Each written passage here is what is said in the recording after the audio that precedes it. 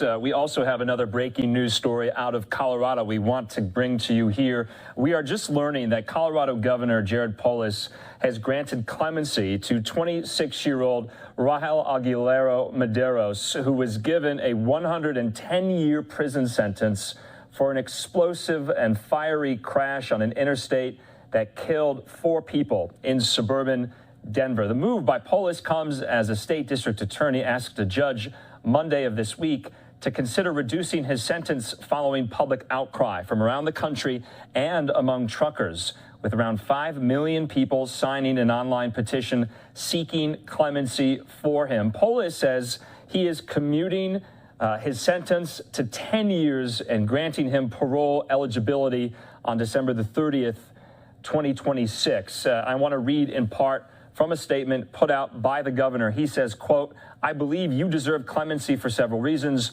You were sentenced to 110 years in prison, effectively more than a life sentence for a tragic but unintentional act. While you are not blameless, your sentence is disproportionate compared with many other inmates in our criminal justice system who committed intentional, premeditated, or violent crimes." Now, around 5 million people signed an online petition seeking to grant him clemency.